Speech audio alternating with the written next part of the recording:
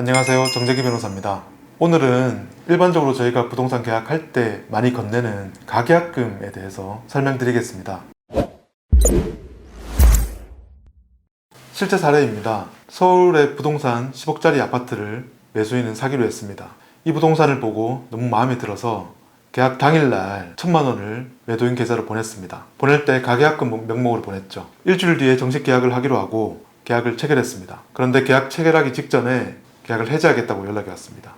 당시 집주인은 이 부동산을 12억 원에 다른 사람에게 판다고 얘기를 했습니다. 집주인은 받은 계약금 1,000만 원의 2배, 2천만 원을 주고 계약을 해지하겠다고 매수인에게 통보를 했습니다. 과연 집주인처럼 이렇게 가계약금의 2배를 주고 계약을 해지할 수 있을까요? 결론적으로 말씀드리면 불가능합니다. 흔히 부동산을 계약할 때 가계약금이라고 돈을 건넵니다. 계약금이 매매대금의 10%니까 계약금의 10%, 그러니까 전체 대금의 1%를 가계약금 명목으로 건네는 것이 일반적입니다.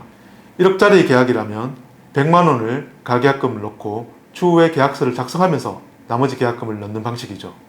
매수인이 가계약금을 지급한 이후에 매도인이 받은 가계약금의 2배만 돌려주고 계약을 해지할 수 있을까? 그리고 매수인은 자신이 준 가계약금을 포기하고 계약을 해지하는 게 가능할까? 이런 의문이 항상 들죠. 불가능합니다. 우리 민법의 대원칙은 계약은 이행되어야 하고 계약 당사자는 그 계약에 구속되는 것이 원칙입니다. 이것은 우리 민법뿐만 아니라 2000년, 3000년 전에 로마법 시대의 원칙입니다. 그 원칙에 대한 중대한 예외가 바로 계약금의 2배를 돌려주고 계약을 해지할 수 있는, 준 사람은 계약금을 포기하고 계약을 해지할 수 있는 조항입니다. 일반적으로 해약금이라고 하죠. 이렇게 계약금을 포기하거나 계약금의 2배를 돌려주고 계약의 구속력에서 벗어날 수 있는 중대한 예외를 둔 것입니다. 따라서 위 사례에서 집주인은 받은 계약금만 2배를 주고 계약을 해지할 수 없죠.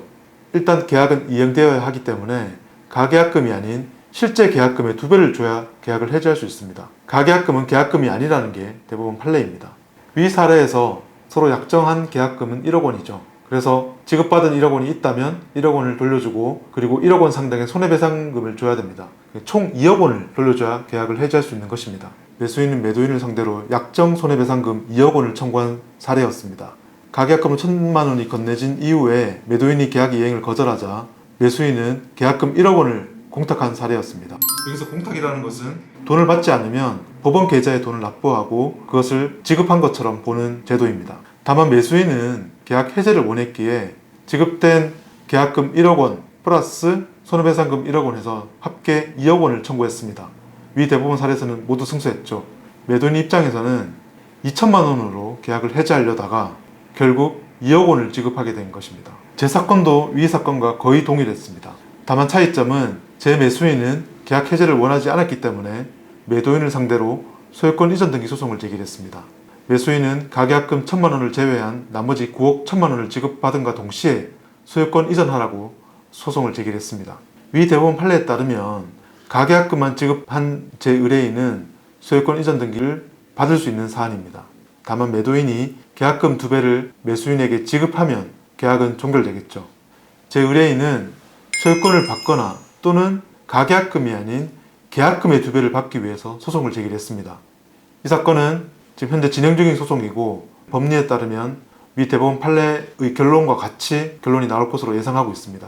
이처럼 가계약금만 지급된 상태에서 분쟁이 많이 있습니다.